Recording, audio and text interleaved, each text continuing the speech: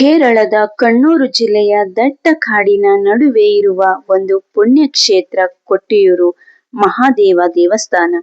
ಇಲ್ಲಿ ನಡೆಯುವ ವೈಶಾಖ ಮಹೋತ್ಸವವು ಸಾವಿರಾರು ಭಕ್ತರನ್ನು ಸೆಳೆಯುತ್ತದೆ.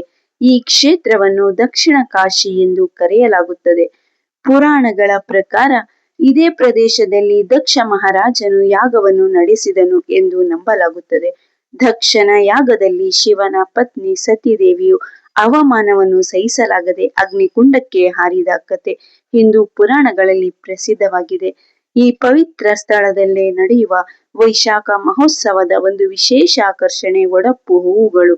ಒಡಪ್ಪು ಎಂದರೆ ಸಾಮಾನ್ಯ ಹೂವಲ್ಲ, ಇದು ಭಕ್ತಿಯ ಸಂಕೇತ. ವಿಶೇಷ ರೀತಿಯ ನೈಸರ್ಗಿಕ ನಾರುಗಳಿಂದ ತಯಾರಿಸುವ ಈ ಅಲಂಕಾರವನ್ನು ಶಿವನಿಗೆ ಅರ್ಪಿಸುವ ಪವಿತ್ರ ವಸ್ತುವೆಂದು ಭಕ್ತರು ಗೌರವಿಸುತ್ತಾರೆ. ಜನರ ನಂಬಿಕೆಯ ಪ್ರಕಾರ ಒಡಪ್ಪು ಶಿವನ ಯಾಗಭೂಮಿಯ ನೆನಪನ್ನು ಉಳಿಸಿಕೊಂಡಿರುವ ಒಂದು ಸಂಪ್ರದಾಯ. ಭಕ್ತರು ಇದನ್ನು ಮನೆಗೆ ತೆಗೆದುಕೊಂಡು ಹೋಗುವುದನ್ನು ಶುಭವೆಂದು ಭಾವಿಸುತ್ತಾರೆ. ಒಂದು ನಂಬಿಕೆಯ ಪ್ರಕಾರ ದಕ್ಷ ಮಹಾರಾಜನ ಗಡ್ಡದ ಭಾಗವನ್ನ ವೀರಭದ್ರ ಕಿತ್ತೆಸೆಯುತ್ತಾನೆ. ಆ ಕಿತ್ತೆಸೆದ ಗಡ್ಡದ ಕೂದಲು ಜಮೀನಿನ ಮೇಲೆ ಬಿದ್ದು ಈ ಒಡಪ್ಪು ಆಗಿ ಪರಿವರ್ತನೆಯಾಗಿರುವುದು ಎಂದು ಆ ಜನರ ನಂಬಿಕೆ. ಕೊಟ್ಟಿಯೂರಿನ ಇನ್ನೊಂದು ವಿಶೇಷತೆ ಎಂದರೆ ಇಲ್ಲಿ ಇರುವ ಅಕ್ಕರೆ ಕೊಟ್ಟಿಯೂರು ಕ್ಷೇತ್ರವು ವೈಶಾಖ ಮಹೋತ್ಸವದ ಸಮಯದಲ್ಲಿ ಮಾತ್ರ ತೆರೆಯುತ್ತದೆ.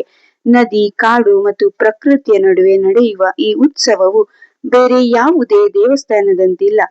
ಒಡಪ್ಪಿನ ಹಿಂದೆ ಇರುವ ನಂಬಿಕೆ, ಕೊಟ್ಟಿಯೂರಿನ ಪವಿತ್ರ ಇತಿಹಾಸ ಮತ್ತು ಶಿವನ ಭಕ್ತಿಯ ಈ ಅದ್ಭುತ ಸಂಪ್ರದಾಯ ಇಂದಿಗೂ ಸಾವಿರಾರು ಜನರ ಮನಸ್ಸಿನಲ್ಲಿ ಭಕ್ತಿಯನ್ನು ಮೂಡಿಸುತ್ತದೆ. ಕೇರಳದ ದಟ್ಟ ಕಾಡುಗಳ ನಡುವೆ ನದಿಯ ತೀರದಲ್ಲಿ ಅಡಗಿರುವ ಒಂದು ಪವಿತ್ರ ಕ್ಷೇತ್ರ, ಅದು ಕೊಟ್ಟಿಯೂರು ಮಹಾದೇವ ಕ್ಷೇತ್ರ.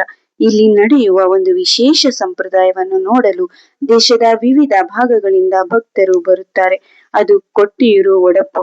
ಒಡಪ್ಪು ಎಂದರೆ ಅದರ ಹಿಂದೆ ಇರುವ ಪೌರಾಣಿಕ ನಂಬಿಕೆಯನ್ನು, ಏಕೆ ಸಾವಿರಾರು ಜನರು ಇದನ್ನು ಪವಿತ್ರವೆಂದು ಭಾವಿಸುತ್ತಾರೆ. ಬನ್ನಿ ಈ ಅದ್ಭುತ ಕಥೆಯನ್ನು ತಿಳಿಯೋಣ. ಪುರಾಣಗಳ ಪ್ರಕಾರ ದಕ್ಷ ಪ್ರಜಾಪತಿಯು ಒಂದು ಮಹಾಯಾಗವನ್ನು ನಡೆಸಿದನು. ಆ ಜಾಗಕ್ಕೆ ಶಿವನನ್ನು ಆಹ್ವಾನಿಸಲಿಲ್ಲ. ಶಿವನ ಪತ್ನಿಯಾದ ಸತಿದೇವಿಗೆ ಇದು ನೋವನ್ನುಂಟು ಮಾಡಿತು. ತಂದೆಯ ಯಾಗಕ್ಕೆ ಹೋದ ಸತಿದೇವಿಯು ಅಲ್ಲಿ ಶಿವನಿಗೆ ಆದ ಅವಮಾನವನ್ನು ಕಂಡು ದುಃಖದಿಂದ ಯಾಗದ ಅಗ್ನಿಯಲ್ಲಿ ತನ್ನ ದೇಹವನ್ನು ತ್ಯಾಗ ಮಾಡಿದಳು ಎಂದು ಪುರಾಣಗಳು ಹೇಳುತ್ತದೆ.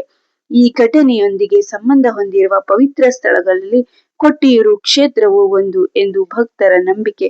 ಪ್ರತಿ ವರ್ಷ ನಡೆಯುವ ವೈಶಾಖ ಮಹೋತ್ಸವವು ಇಲ್ಲಿ ವಿಶೇಷವಾಗಿದೆ. ಕಾಡಿನ ಮಧ್ಯೆ ಪ್ರಕೃತಿಯ ಸೌಂದರ್ಯದ ನಡುವೆ ನಡೆಯುವ ಈ ಉತ್ಸವ ಭಕ್ತರಿಗೆ ಒಂದು ದೈವಿಕ ಅನುಭವವನ್ನು ನೀಡುತ್ತದೆ. ಇಲ್ಲಿನ ಒಡಪ್ಪು ಸಂಪ್ರದಾಯವು ಈ ಕ್ಷೇತ್ರದ ಪ್ರಮುಖ ಆಕರ್ಷಣೆ. ಒಡಪ್ಪು ಎಂದರೆ ಒಂದು ಪವಿತ್ರ ಅಲಂಕಾರ. ಇದನ್ನು ಶಿವನಿಗೆ ಅರ್ಪಿಸಲಾಗುತ್ತದೆ. ಭಕ್ತರು ಇದನ್ನು ಭಕ್ತಿಯ ಸಂಕೇತವಾಗಿ ಗೌರವದಿಂದ ಸ್ವೀಕರಿಸುತ್ತಾರೆ.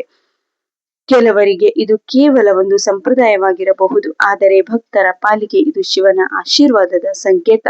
ಪ್ರಕೃತಿ, ಪುರಾಣ ಮತ್ತು ಭಕ್ತಿಯ ಸಂಗಮವಾಗಿರುವ ಕೊಟ್ಟಿಯೂರು ಕ್ಷೇತ್ರವು ಇಂದಿಗೂ ಜನರ ನಂಬಿಕೆಯ ಕೇಂದ್ರವಾಗಿದೆ. ಸಾವಿರಾರು ವರ್ಷಗಳ ಕಥೆಯನ್ನು ತನ್ನೊಳಗೆ ಇಟ್ಟುಕೊಂಡಿರುವ ಕೊಟ್ಟಿಯೂರು ಒಡಪ್ಪಿನ ಮೂಲಕ ಭಕ್ತರಿಗೆ ಒಂದು ಸಂದೇಶ ನೀಡುತ್ತದೆ. ಭಕ್ತಿ ಇದ್ದಲ್ಲಿ ದೈವಿಕ ಅನುಭವ ಇರುತ್ತದೆ. ಹರ ಹರ ಮಹಾದೇವ. ಈ ರೀತಿಯ ಪವಿತ್ರ ಕ್ಷೇತ್ರಗಳ ಕಥೆಗಳನ್ನು ನೋಡಲು ನಮ್ಮ ಚಾನೆಲ್ ಅನ್ನು ಸಬ್ಸ್ಕ್ರೈಬ್ ಮಾಡಿ. ಧನ್ಯವಾದಗಳು.